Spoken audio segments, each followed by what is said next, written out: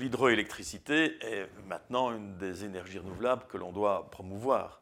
Ça a tout son sens et on sait quelle est l'importance de l'enjeu climatique. Mais je voudrais aussi dire qu'il faut chaque fois, pour chaque situation, avoir un état des difficultés que cela peut apporter au niveau des poissons. On sait qu'il y a des solutions techniques, qu'il s'agisse de petites rivières avec des débits qui ne sont pas importants ou qu'il s'agisse de plus grands ouvrages.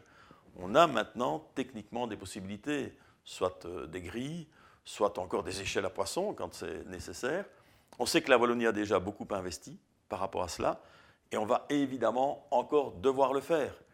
Et vous savez que j'ai un attachement particulier par rapport au projet de réintroduction du saumon, puisque c'est dans mon village que l'on a construit le bâtiment qui abrite la salmoniculture. C'est un projet qui me tient à cœur. Vous imaginez bien que je vais continuer avec mes amis du CDH à être attentif à ce que la libre circulation des poissons puisse être inscrite dans les actes et pas seulement dans les paroles. En matière des centrales hydroélectriques, nous sommes favorables à créer des passages qui permettent de contourner les turbines quand c'est possible, à la fois en montant et en descendant. Et si ce n'est pas possible, nous sommes favorables à utiliser des turbines qui tuent le moins de poissons possible. Alors l'hydroélectricité, c'est une des ressources et une des sources d'énergie, et notamment renouvelable et gratuite, donc c'est évidemment intéressant à valoriser. Il ne faudrait pas, dans le même temps, que cela nuise aux populations de poissons, et donc il faut pouvoir mettre en place des solutions, pour là où en tout cas la population est importante, les populations de poissons sont importantes, d'assurer qu'on n'a pas de dommages, et donc prévoir des circuits parallèles de circulation, des endroits protégés malgré la mise en place de centrales hydroélectriques. C'est une gestion globale qu'il faut pouvoir assurer et on ne peut pas faire une chose en matière énergétique sans penser aussi à la nature et à la biodiversité.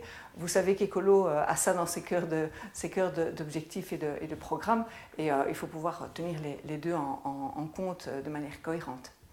Les projets hydroélectriques en Wallonie sont une bonne chose et je pense que c'est également une très bonne chose pour la cause environnementale et donc il faut continuer à aller dans ce sens. Mais ces projets ne peuvent en aucune manière venir détruire nos cours d'eau et encore moins les populations de poissons qui y vivent.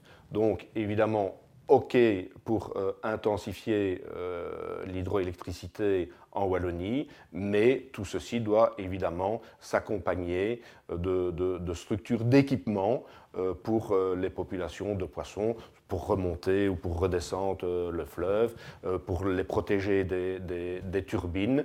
Et donc il faut que dans les cahiers des charges, dans les permis d'exploitation, tout ceci soit pris en compte. En ce qui concerne donc les centrales hydrauliques, nous sommes partisans et nous nous battrons, comme on l'a fait d'ailleurs déjà au Parlement, mais parlementaires l'ont fait, pour qu'il y ait des bypass, c'est-à-dire pour qu'il y ait des aménagements pour que les poissons puissent remonter les rivières. Et il faut soit aménager les centrales qui existent actuellement, soit pour toute nouvelle centrale hydraulique, il faut imposer absolument qu'il y ait un espace, un bypass pour que les poissons puissent en effet remonter. Dans notre programme, nous mettons fortement l'accent sur effectivement les énergies renouvelables, surtout l'éolien et le photovoltaïque, puisque le potentiel d'hydroélectricité en Wallonie est relativement faible et est déjà fortement exploité au fait sur les principaux cours d'eau. Nous pensons que c'est nécessaire, mais qu'il faut mettre les moyens pour que les poissons puissent tout à fait encore migrer, tant les grands migrateurs comme les saumons et les anguilles, mais aussi les poissons, on va dire, plus locaux, migrent aussi. Donc il y a les échelles à poissons, il faut penser aussi aux dévalaisons. Donc il y a des systèmes avec des bulles d'air, etc. Il y a beaucoup de recherche qui est fait là, et donc ce qui est important, c'est d'avoir toujours les techniques qui sont au point, parce que les anciennes échelles à poissons, le rendement n'est pas toujours idéal non plus.